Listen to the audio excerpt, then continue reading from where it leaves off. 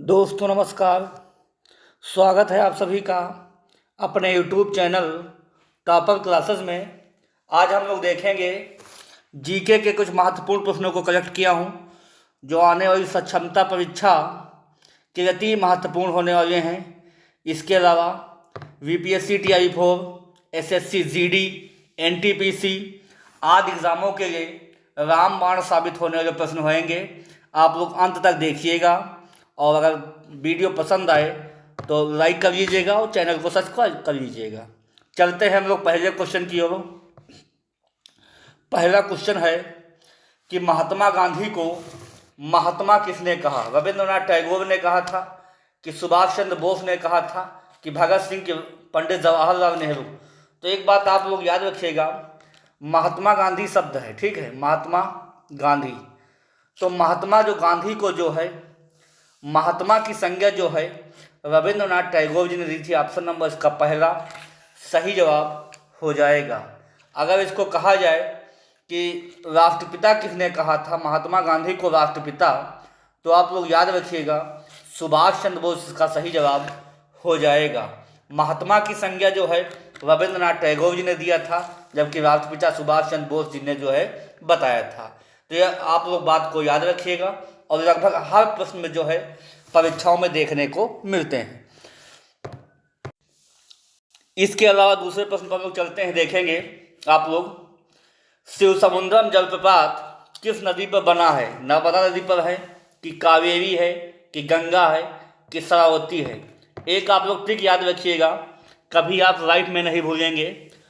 शिव का जोश, शिव का जोश, तो इसका हो जाएगा शिव माने होता है शिव समुद्रम। क्या हो जाएगा? शिव समुद्रम, शिव समुद्रम हो जाएगा। का से हो जाएगा कावेरी, क्या हो जाएगा? कावेरी।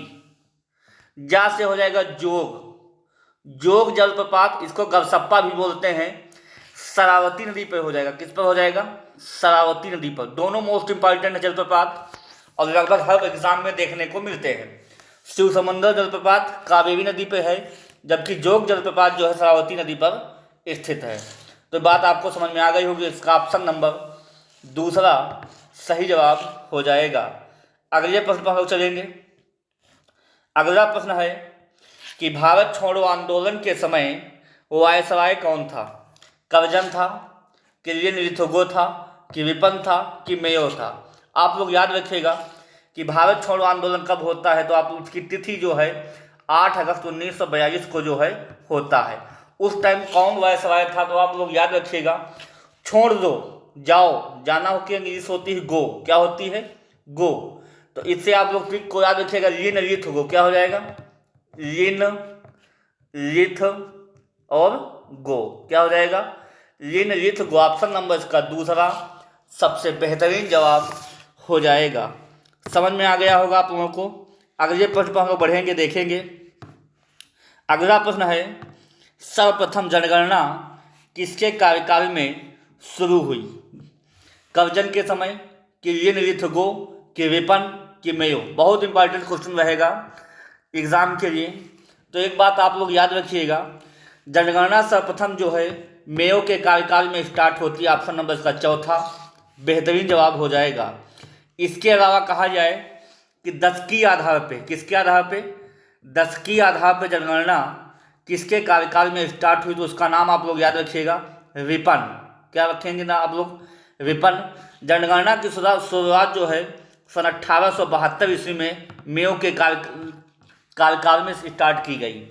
इसके अलावा दशकीय के आधार पर हम लोग जनगणना की बात करेंगे तो सन 1881 में विपिन के कार्यकाल में स्टार्ट की गई।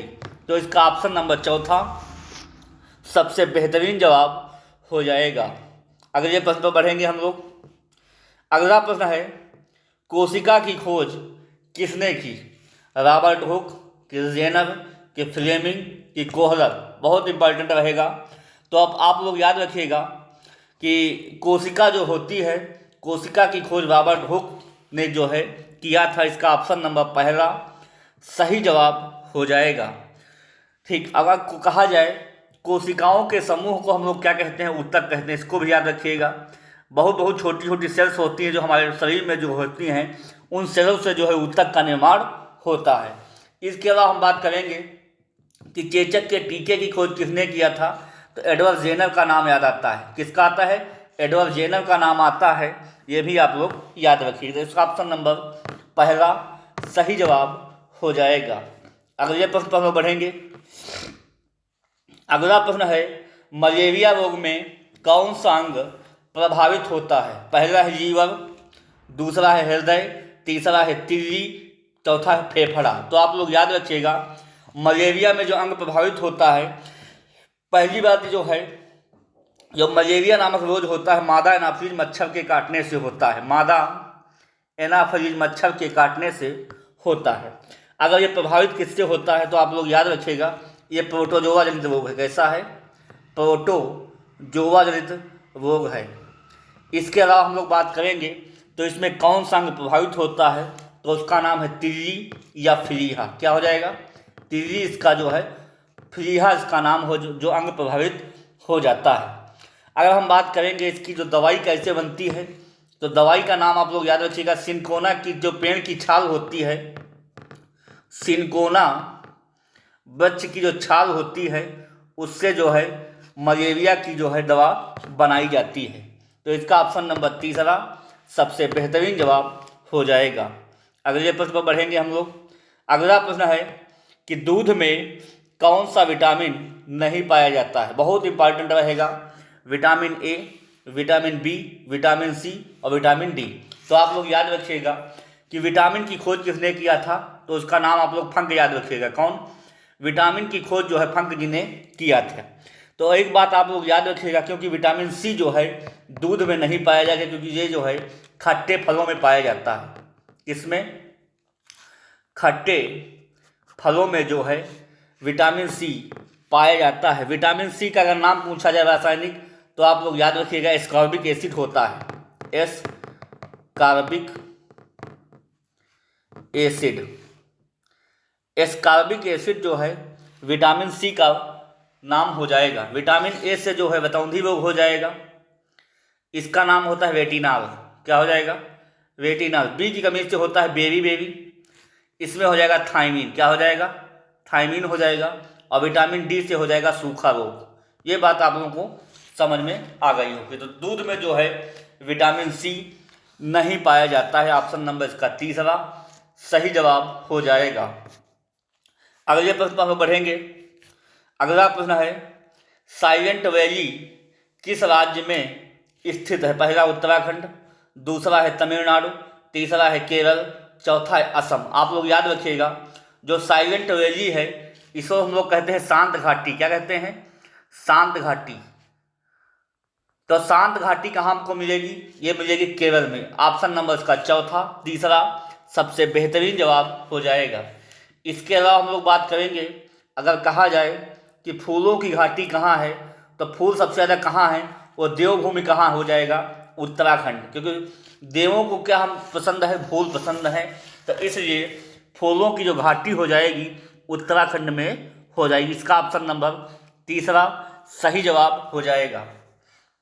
अगर हमारी जो वीडियो आप लोगों को पसंद आ रही हो तो प्लीज़ चैनल को लाइक कर लीजिएगा और सब्सक्राइब कर लीजिएगा। ये मैं हवाई बात नहीं कर रहा हूँ। अगर मन से अगर पढ़ रहे होंगे आप लोग तो ज़रूर सब्सक्राइब कर लेंगे और बेल आइकन दबा लेंगे। यहाँ तैयारी मजबूत ढंग से कराई जाती है, चाहे आप जिस भी बैकग्राउंड से आ रहे हों। और ये ईश्वर से मैं ही प्रार्थना करूँगा, जो भी आप तैयारी कर रहे हों उसमें आपको सफलता 100% मिले। अगले प्रश्न पर हम लोग चलेंगे। अगला प्रश्न है, एक सींग वाले गेंडे किस राज्य में पाया जाता है? एक सींग वाला गेंडा जो है किस राज्य में पाया जाता है? उत्तराखंड कि उत्तर प्रदेश कि केरल कि असम? तो एक बात आप लोग याद रखिएगा कि जो एक सींग वाला गेंडा होता है वो असम में पाया जाता है। कहाँ पाया जाता है? असम में। उसका नाम क्या होता है? उसका नाम होता है काजीरंगा राष्ट्रीय उद्यान। काजीरंगा राष्ट्रीय उद्यान हो जाएगा। काजीरंगा राष्ट्रीय उद्यान जो है एक सींग वाले गेंडे के लिए प्रसिद्ध है। कहाँ हो जाएगा? तो असम राज्य में इसका ऑप्शन नंबर चौथा सबसे बेहतरीन जवाब हो जाएगा। अगले प्रश्न पर हम लोग बढ़ेंगे। अगला प्रश्न है कि कथक किस राज्य का शास्त्रीय नृत्य है? आप लोग बताइएगा। उत्तराखंड का है कि उत्तर प्रदेश का है कि केरल का है कि असम का है? बताइएगा। देखिए कथक कहाँ का हो जाएगा? कथक हो जाएगा उत्तर प्रदेश का। ऑप्शन नंबर दूसरा सबसे बेहतरीन जवाब हो जाएगा। असम की बिहू हो जाएगी। क्या हो जाएगी? असम की बिहू हो जाएगी। केरल के कौन कौन से हो जाएंगे? मोहिनी अट्टम याद रखिएगा आप लोग, मोहिनी अट्टम। और एक आप लोग कथकली का भी नाम बहुत फेमस है, याद रखिएगा, मोस्ट इंपॉर्टेंट रहेंगे। कथकली और मोहिनी अट्टम दोनों मोस्ट इंपॉर्टेंट है केरल का शास्त्रीय नृत्य। और असम की हो जाएगी बिहू और कथक कहाँ का? उत्तर प्रदेश का हो जाएगा। अगले प्रश्न पर हम लोग चलेंगे। अगला प्रश्न हो जाएगा कि निम्न में वायुमंडलीय दाब मापने का यंत्र है? थर्मोमीटर है कि बैरोमीटर है कि एनीमोमीटर है कि हाइग्रोमीटर है? चारों पॉइंट बहुत बेहतरीन है, इनकी हम लोग व्याख्या समझेंगे।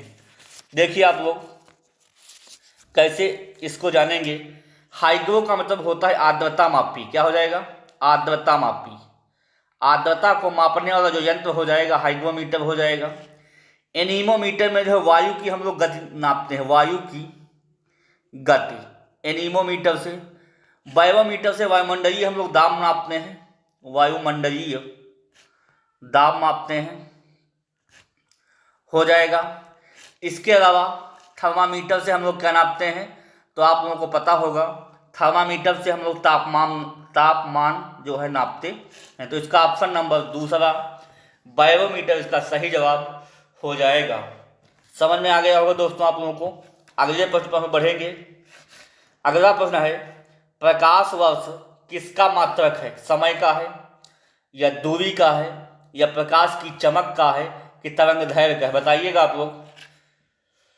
तो प्रकाश वर्ष जो हो जाएगा वो दूरी का सबसे बड़ा मात्रक हो जाएगा। अगर कहा जाए प्रकाश वर्ष किसका मात्रक है? दूरी का। अगर इसके अलावा हम बात करेंगे कि दूरी का सबसे बड़ा मात्रक कौन सा है, आप लोग याद रखिएगा। दूरी का सबसे बड़ा मात्रक जो हो जाएगा पारसेक हो जाएगा। कौन सा हो जाएगा? पारसेक। ये बात आप लोग याद रखिएगा। अगले प्रश्न पर हम लोग चलेंगे।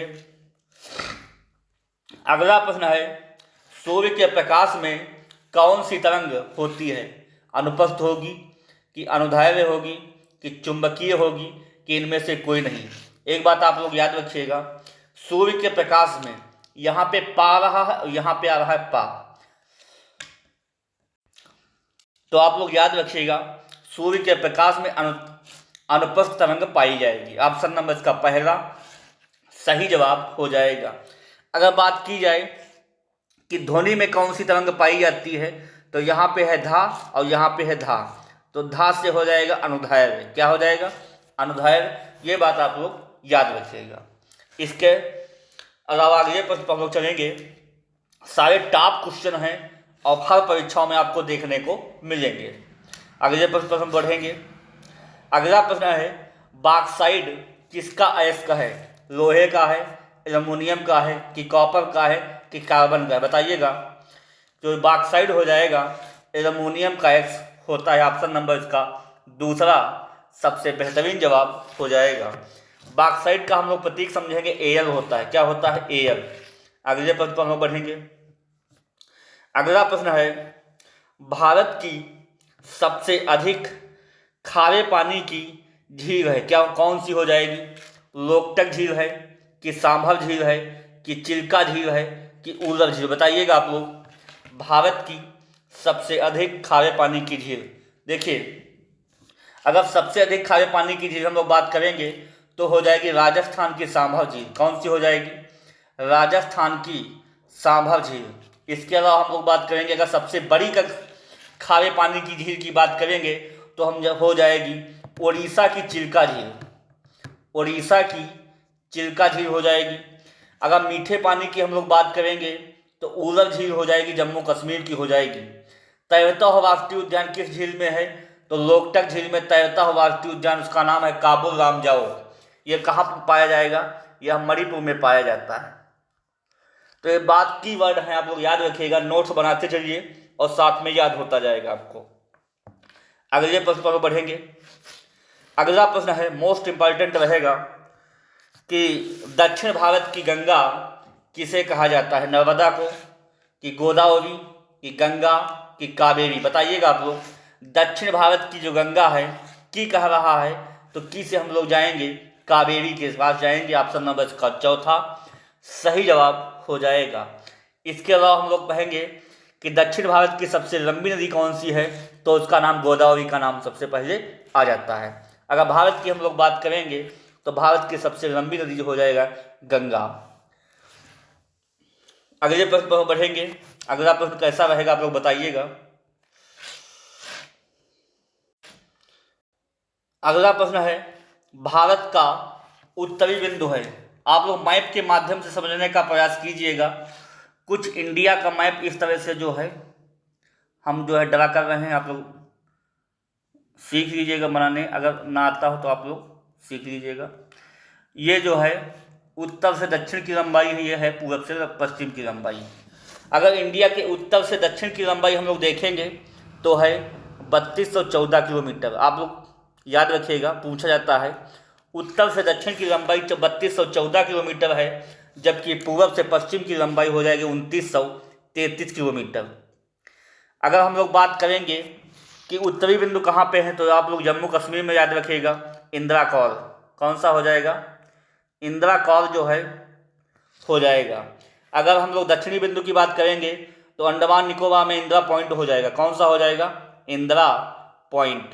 इसके अलावा हम लोग पूर्वी बिंदु की बात करेंगे तो अरुणाचल प्रदेश का किब्यूथू हो जाएगा। क्या हो जाएगा? किब्यूथू अरुणाचल प्रदेश में है।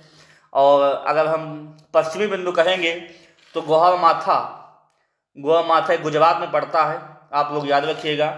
तो उत्तरी बिंदु की बात की गई है तो इसमें कौन सा हो जाएगा?